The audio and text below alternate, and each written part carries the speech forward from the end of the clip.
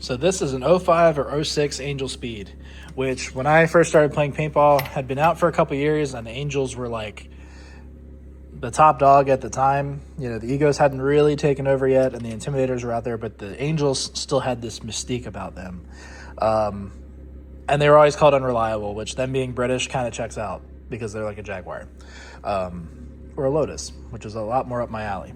But they always had an interesting design, right? Like, they had this weird 3-tube design that no one else was really running at the time. I think the ram is in one side, the LPR is in the other, and then the bolt sits in at an angle. But the bolt is closed like a spool valve, even though it's sort of a poppet valve system. You have to take that off, and we should be able to unfold this, and then we can take the bolt out. I don't think I got it out all the way. Hold on. Let me unfold. All right. So yeah, now you can see, like, it opens up. The ram sits over there. The travel to the valve is very short. Very, very short. And there's our chamber for the air to come out. And, you know, the bolt obviously sits like that. So it's a very different design compared to other things at the time. Like, I think, like, the AK, was it the Viking? I think the Viking had a similar, like, triple tube design. Or maybe it was the Merlin. I can never keep my AKA stuff straight. I never had the privilege of owning one of those, and now I'm sure they're even rarer than they were when I played before. But these were sort of known for being really fast, from what I remember, and having this, like, iconic 90-degree grip, which is actually very comfortable, surprisingly, for me anyway. I think 45s took over for better ergonomics, but this does a good job of kind of, like, I don't know, it balances out well. Put it that way. But I think these were kind of known for, you know, being able to shoot as fast as the loader could feed, right? This was the Angel Speed. That's kind of what they were known for. And back then, rate of fire was everything. You know, the bouncy triggers on the Intimidators and stuff like that, the poppet valve stuff dominated because it was so much faster.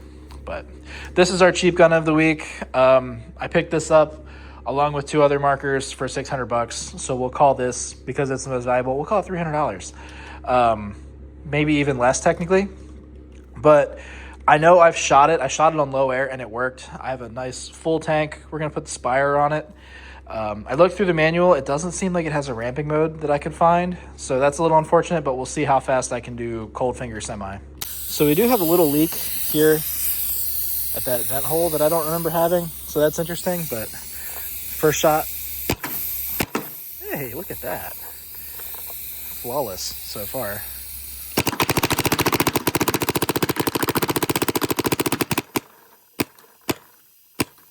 There's my shitty paint coming into play again. Oh, it's misting on me. How nice. But that actually shot extremely well. We'll see if we can fix that leak, and maybe we'll send this thing on its way. I guess if you didn't know, Angels, at least the old ones, had this really quirky, like, barrel design. It sits very far into the breech, which is good and bad.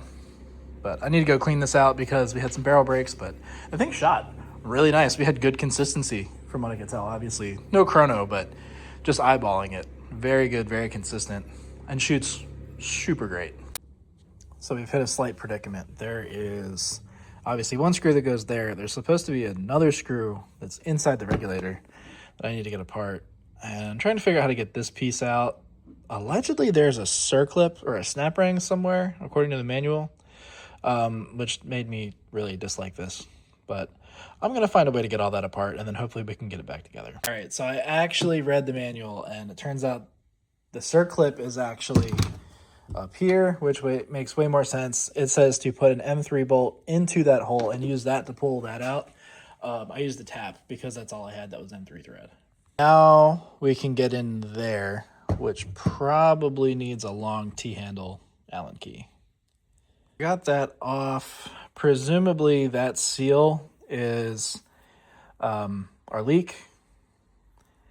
I'm going to have to look up what size that is because I'm sure that's just a round O-ring that they squeezed into that position. I probably could lube it up, but I don't think I want to do that. Like, we have it off. We might as well do it right. We can clean that surface up, change the O-ring, put it back together right, and be in a much better spot. So it looks like that is a number 18 O-ring, and our fancy dancy die rebuild kit is not going to save us this time, unfortunately. So I've got a whole bunch of rebuild kits. I'm gonna have to see if I have one of those in here anywhere. I'm gonna say probably not, but we'll see. All right, it took a little bit of creativity to get that in there.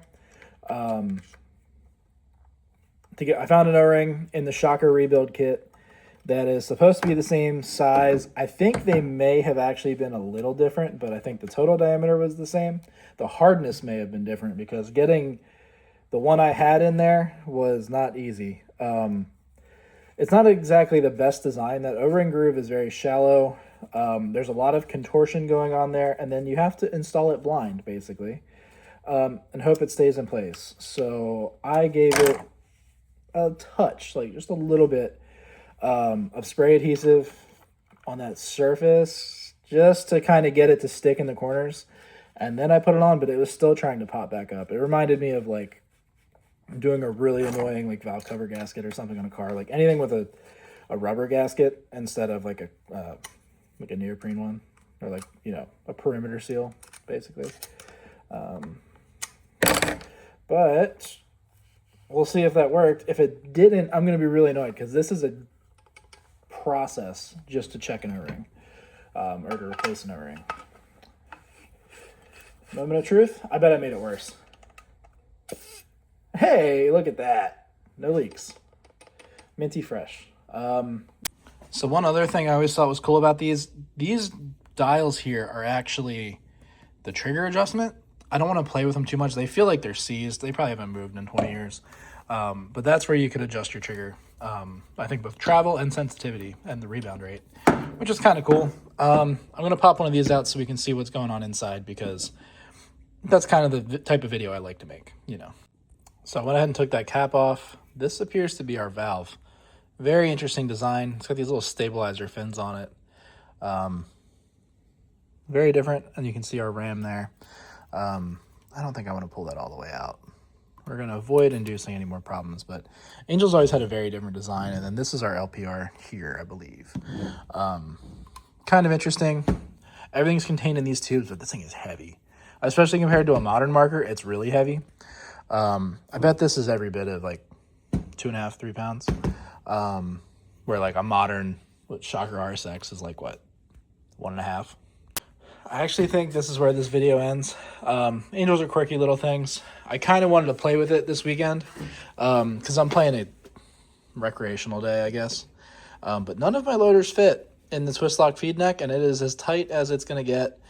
I could probably play some games with some electrical tape or something and maybe make it thick enough, but I don't know if I want to deal with all that. So thank you all for watching, and I will see you in the next one.